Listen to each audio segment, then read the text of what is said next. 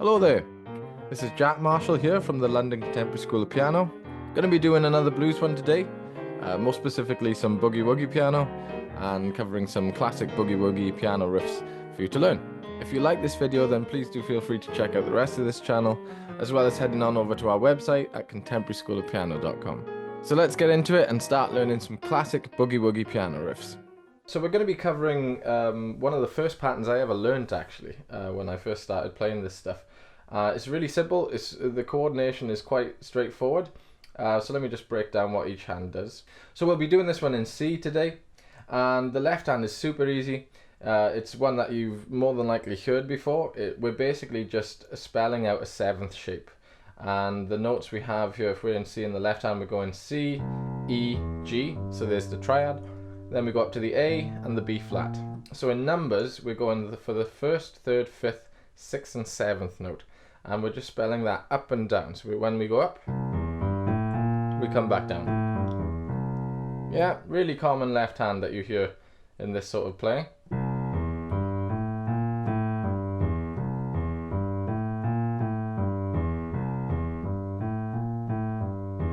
And my left hand's fingering is the fifth finger, third, second and thumb, and then I cross over with my second finger to the seventh and come back under them with my thumb, and then I just do the exact thing mirrored. And it'll be the same thing when you move to the other places. In here we're playing the blues, of course, so we're going to the fourth chord, so that'll be F. Right, nice and easy. And then when we go to the fifth chord, which will be G, we do the same thing. It always feels the same with that second finger crossing over. So that's the left hand, pretty straightforward. The right hand is going to be darting in between this pattern, right? So what we're going to be doing, we need to find a decent chord voicing. And I'm going to show you one example of one, but you can use any one that you know will work for a blues shape. So let's see what one would be good. I'm going to be hitting this one here, right? And this is a C6 voicing. So it's the third, fifth, sixth, and root. Sorry, third, fifth, sixth, and root. And the left hand is going to be playing that that shape, whilst my right hand darts in between it. So if the left hand is playing in crotchets or quarter notes, then we'll be hitting the right hand in the offbeats of that. So we're hitting literally in between. So the way this pattern is going to work, we're going to be darting in between the hands here. So the left hand is going to be hitting its notes and the right hand will be hitting its chords, but never will the two meet. They're always going to be separate. So if the left hand is working up in crotchets or quarter notes, the right hand is going to be playing on the offbeats there. So if this is going 1, 2, 3, 4, this is on the and of 1, the and of 2, the and of 3, and the and of 4. So just really slowly to play that out.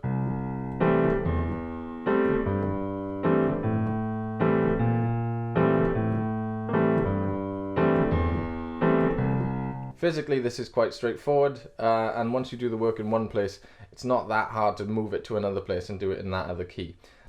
So when you're playing this out, we want to keep this sense of swing going when we're doing it. We don't want to play this too straight. So the right hand is going to be darting in and really sort of just stabbing at that right hand chord whilst the left hand plays its thing. So if we just hear that speed for a moment.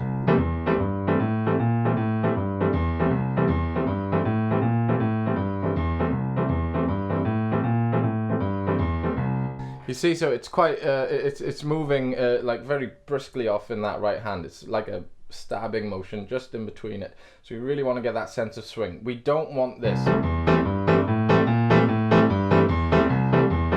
Right, that's a bit more dum bum bum bum bum bum. It's a bit too straight, so we want that. Like literally hitting that chord just before the left hand hits the left hand note. So that's the movement, right? And it's pretty straightforward that, isn't it, right? You can just keep that going.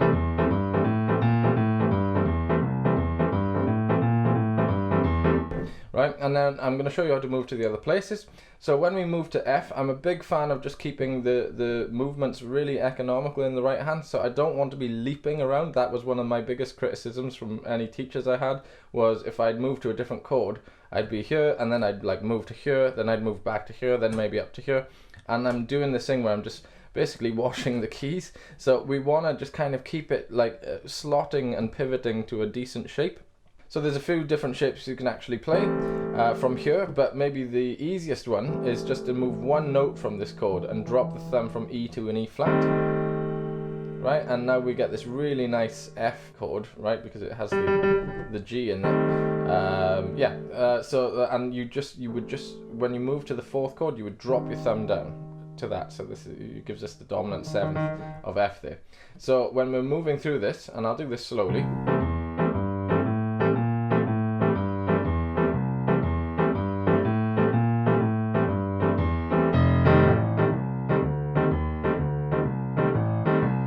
See, so it's just dropping that thumb, really easy. It doesn't like require too much focus to just get that movement right, and all your left hand has to make sure it does is it goes to F and spells out that 7 shape as well. So the last thing I need to work out is a shape for the G chord or the 5 chord, and again I want to make sure I'm moving to a place that's close by to this C chord. I don't want to be leaping all over the piano. So what we're going to do is, if we go from here, at the moment I've got my thumb, 2nd, 3rd and 5th finger on this chord. If I was to slide every one of these up like this, I get a really nice G chord here. This is a, basically this is a G7 there, and we're adding in the 9th there. So that's it there. I'm purposely not saying move everything up a tone, because that isn't what's happening. These 3 up here are moving up a tone, but this is just a semitone. So it might be good just to think, aim your thumb for the F and just keep your shape really strict. Barely have to move, and that's it. You see, so now we've got a sequence here where we're going from C to the F, which is just dropping the thumb, back to C, and then we can just slide everything up for the G, right? There are variations of this. Instead of playing a C6, you could play a C7, which is a B flat. It works just as well, as opposed to, it depends what kind of sound you want, but it's good to have the 2 different shapes. But yeah, so if we run that through for a moment, I'll just play this in a 12 bar form, and again my left hand is just going to be spelling out the 7th shape, making sure to hit the 6s in the left hand. So we'll be doing that when we get to F and also G. And my right hand is going to be hitting these 3 shapes in between that left hand, and we'll just follow a 12 bar blues form. So let's hear how that sounds.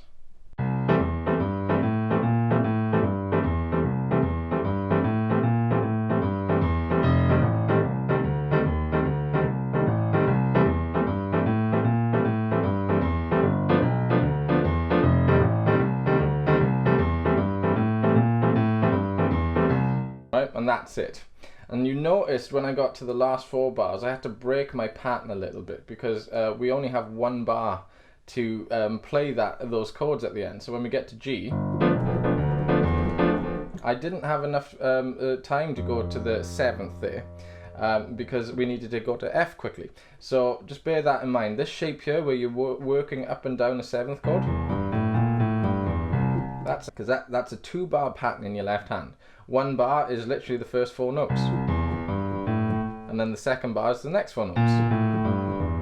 You see, so if you get to that, just keep an eye out for that. Whenever you've got 1 chord in 1 bar and then you have to change, you might have to break your pattern if you're working with something that's more than just a 1 bar shape. I'd recommend doing this quite slow if you're new to this. Adjust the speed as you go, whatever feels comfortable, but just make sure that you're getting that swing feel, you know, that really sort of choppy right hand.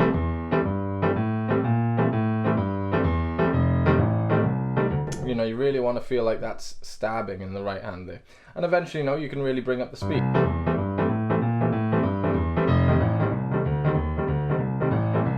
You know, it's just quite a simple way to play this style without really having to do much physically. So now that we've covered that relatively basic pattern, I want to give your right hand something interesting to do. And the aim of this is to give your right hand something to do where the left hand doesn't break its stride.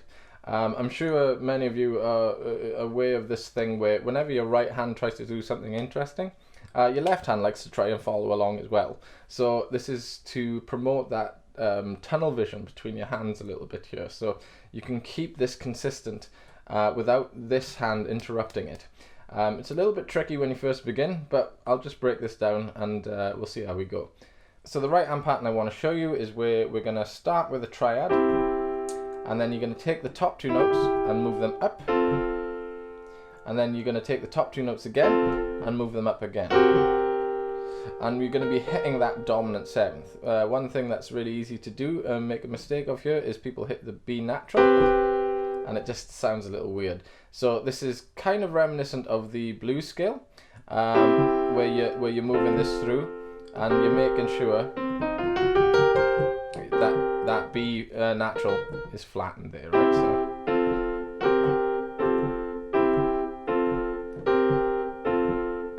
Right? You can actually slide off some of these. You may have noticed that when I'm hitting this shape, my middle finger slides off that G flat, and that gives it a bit more of a crunchier blues sound. You can also do it off the third. But you know, if that's a bit too complicated for me now, just keep to the block shapes. Like that. So that's the shape.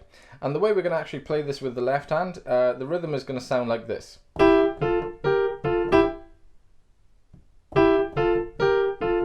Right, quite straightforward.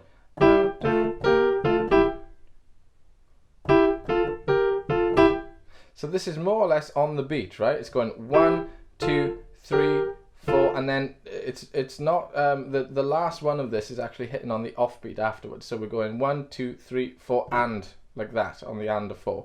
1, 2, 3, 4, and 1, 2, 3, 4. 1, 2, 3, 4, and 1, 2, 3, 4. You see? So when you move that into another place, it's gonna feel exactly the same like that. If you're an F, you find the triad, move the top two up, and then we're not going to be hitting B natural, even though that is part of the blues scale. Right, we're going to just move to the C and E flat.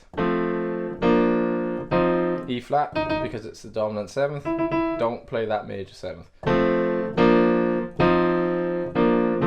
Right, and again, same rhythm. 2, 3, 4. Fingers wise, it's good to try and get a little bit of a pivot going on here. So I'm keeping my thumb sort of low just because that's a tendency of mine. But you could do this with your thumb and third, second and fourth, fifth and third, you know, or third and fifth. That's probably a better way to do it for fingers.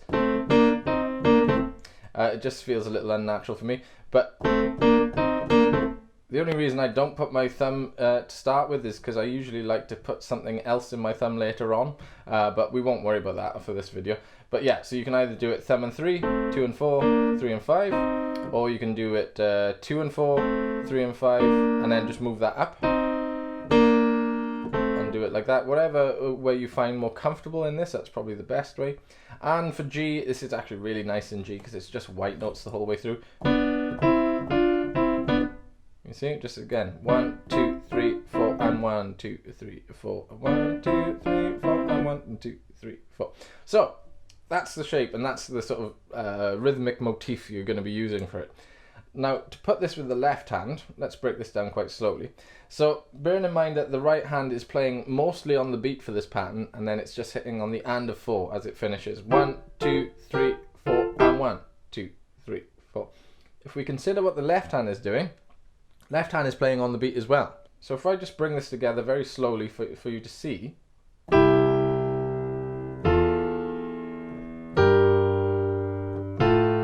So everything I just did was completely in sync with each other. When there was a note in the left hand, there was a note in the right hand.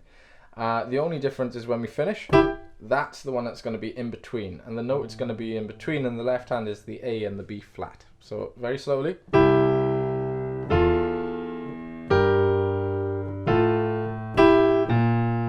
That's how it's going to feel. It's really worth doing this at a snail's pace to begin with, because you want your hands just to understand what you're asking them to do before you try and make it go faster.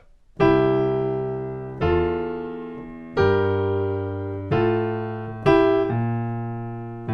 then it walks down. Same thing again.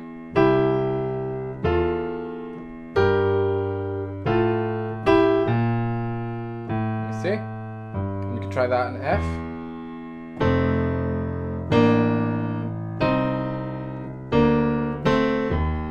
that last one is probably the one that's going to trip you up, if at all.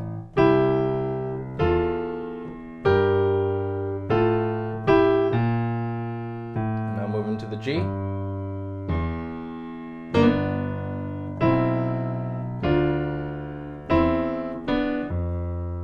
I'm aware at the moment I'm not following the form of the blues that we're doing, because I did mention earlier, of course, left hand has to break when it goes to the G because it's only one bar of it. So we will cover that in a minute.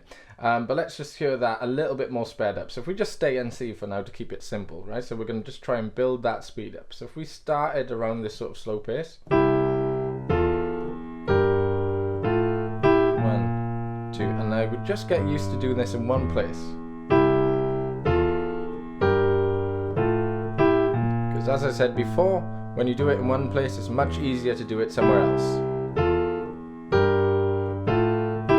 The hand motion has been already worked.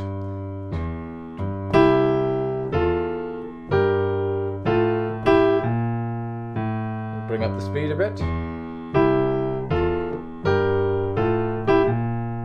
Again, we want to try and keep that swing. A bit faster.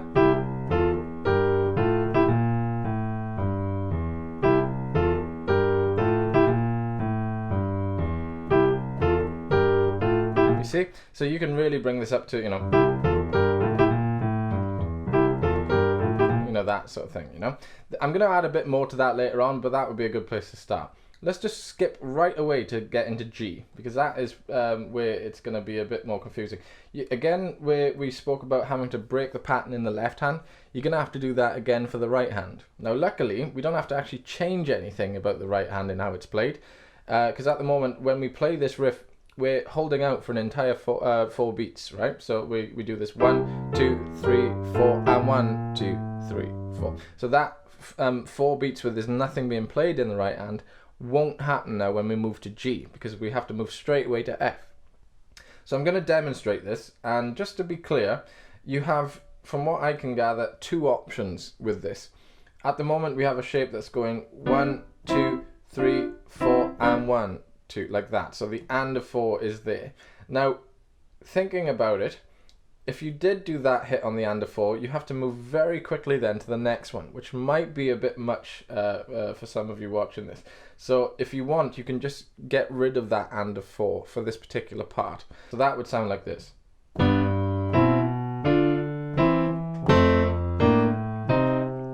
Right? If you wanted to put it in, you have to be sure to catch the next part on the F once you do it. So it's going to be a very quick motion, but it would sound like this.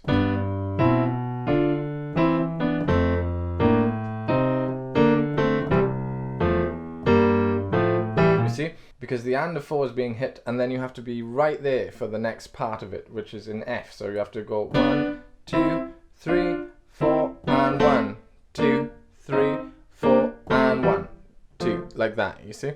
Or there's a third option, and that third option is when you hit the and of 4, you're actually hitting the starting shape of the next place you're going to. So what do I mean by that? So if you're doing this in G, where you're going 1, 2, 3, 4, and then normally you'd hit that there, you can hit the starting shape of F there, right? And this might actually have it flow a bit easier into it. So you're going 1, 2, 3, 4, and 1, 2, 3, 4, and 1, 2. You see what I'm doing? So when I move from F there, 1, 2, 3, 4. Here comes the and of 4, and now I'm moving to the C shape for that and of 4. So it's anticipating the next chord. I'll just do that with the left hand. 1, 2, 3, 4, and 1, 2, 3, 4, and 1, 2, 3, 4, and. So the one thing we're leaving out is the first beat hit. But for the last 4 bars, that could really work. So I'll leave it up to you which one of those 3 you decide to do. So let's just hear that in the 12-bar blues form. And I'll just do nothing else other than just this pattern in the right hand, and keep an eye out for the last 4 bars where I'm going to have to cut the pattern short in both hands this time. So here we go, this is how it sounds.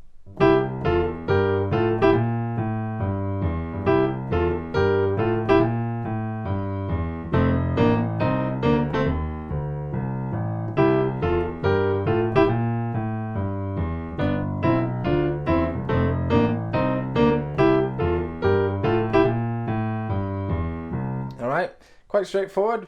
Again, you can do this in any key you want to. At the moment I'm doing it in C major, but if you did this in another place, you just have to work out how to find these shapes, and the physical side of it will remain the same.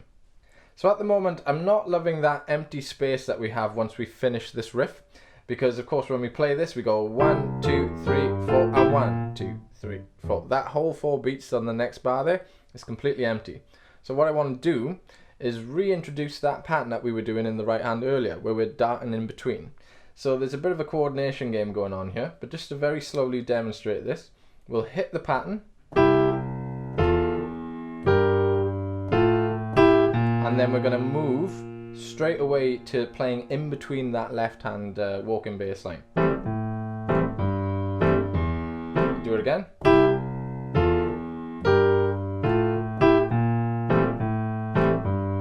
And again.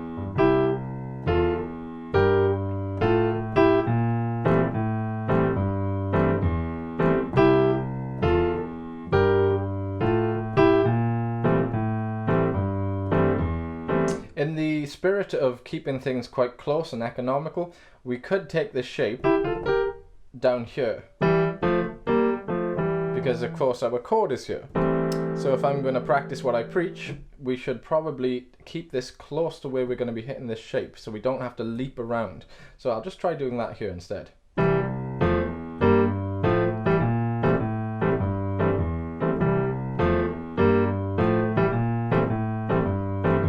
So now we got a bit more going on here, a bit more complexity in the pattern that we're using.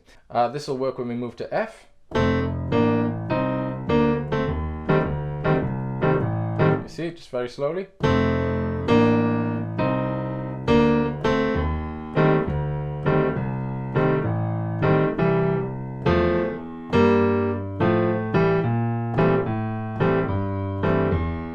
So in the last 4 bars, if we're going to stay true to this riff, then we won't have an opportunity to play in between.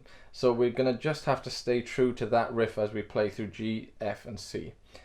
We might be able to do it in the last bar of C, but let's just hear it. So we go to G. And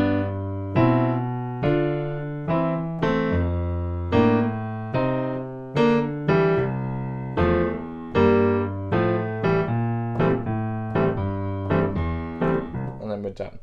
Okay, so let's hear that then at a reasonable speed, where we're hearing this, where we got the right hand pattern playing that riff, and then we're going to be darting in between in the next bar afterwards, where we're playing in between that left hand walking bass line. So let's see how that sounds.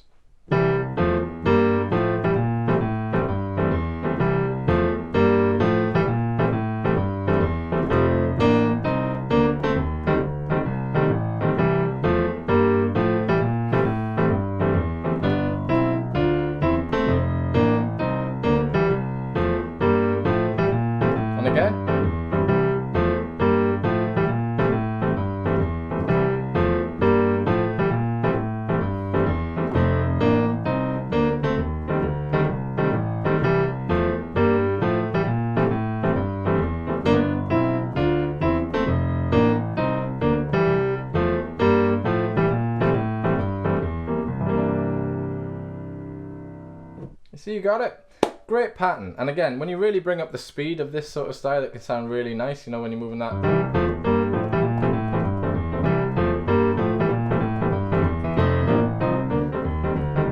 You know, it's just a case of building up that momentum where your hands feel comfortable with that, and you start from a snail's pace, and then you just slowly start bringing up the tempo as you feel more comfortable. So let's bring this up a level of difficulty again.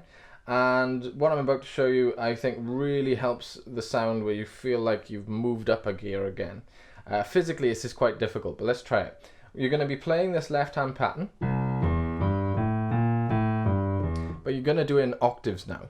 When I first did this, it felt like I had a lead pipe up my arm when I first began, right? So you want to make sure you do this slowly, and this is sort of just getting used to this. But you're going to do this nice and slow as you start with, where you're going to hit every one of these notes, and you're going to be doing it in octaves. And again, you want to keep that sense of the stabbing motion like that, where the left hand is actually hitting the top note in that same sort of stabbing thing. So if we just did it slowly.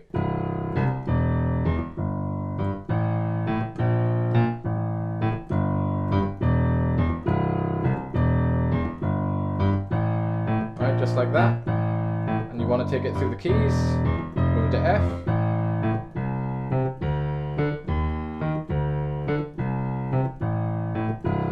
And I know this seems quite a difficult thing to say, but you want to try and keep as relaxed as you can. To G, and again we're breaking the pattern.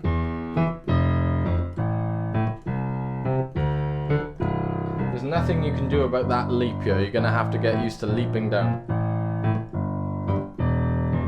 That's the left hand there, right? Now what you can do in your right hand, you can do any number of things. You can keep this sort of, you know, thing going on there. You can reintroduce that riff, or you can just do this thing that I like to do, where you're playing these shapes, and you keep your thumb in the right hand, and you just sort of seesaw back and forth between those.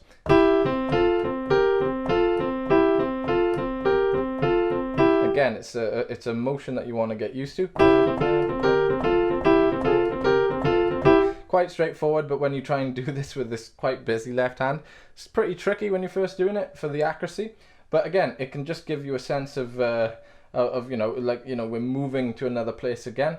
Other little things to keep in mind with this: it's really effective sometimes when you do transitions in the left hand. So you're not just walking this every single time. What you can do is, if you know you're about to move to F from C, you can choose the bar before that happens, where you're walking, say, chromatically to the F. So, you know, you do the first few normally in C, and then you do this, and then here comes the next bar, and now you're moving chromatically. And it's not completely chromatically, we are skipping the sharp one there, but we're going to the second note, and then walking totally chromatically there. So it's like...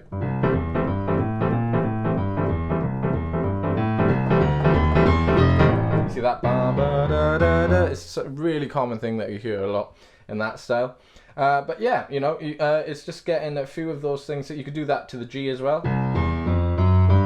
So you just skip over to the major third, and then chromatically walk from there.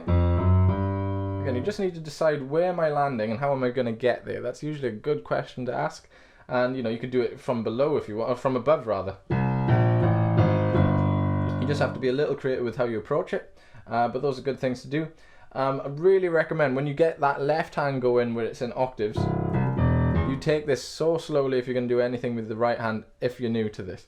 So, you know, if you're doing this in your left hand, 1 and 2 and 3 and 4, and your right hand is going 1 and 2 and 3 and 4, and that pattern there, you could spend quite a while on that, just getting that locked in. But it's all synced up with each other, because the right hand's playing on the beat and on the offbeat, and the left hand's playing on the beat and the offbeat. So it's literally, it's very slowly. You see, it's all synced up.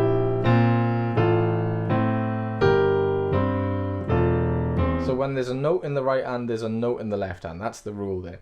And yeah, you know, you just try and build the speed up in the same way. Keeping that swing. You know, you're moving to F.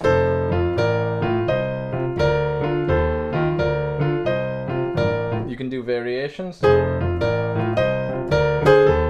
know, that was just me going instead of, you know, it's just, you just kind of experiment a little bit. But when you add all of these things, remember, you're trying to sound like you're working up through the gears. So we start off with maybe just that right and left hand bouncing between itself, and then we bring in that riff that we played, and then we at the very end we shift up a gear even more so, and we go to this octave left hand thing where the right hand is just playing this pattern. This can sound like, you know, you're working through the gears, and it can sound pretty good.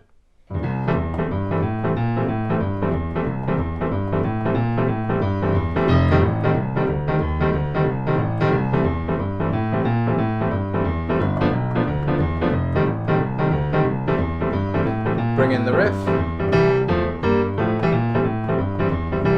and the transition.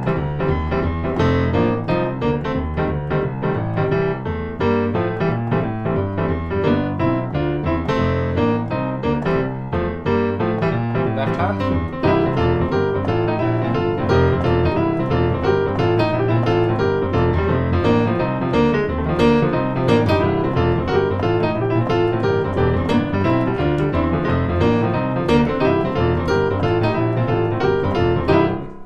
again, a bit of a workout, but can sound really cool when you get it going. So I think that's a good place to leave it. This style is of course very pattern based, so I'd really recommend you getting quite a few different patterns and shapes for both hands, so you're layering them on top of each other and seeing how they both work together.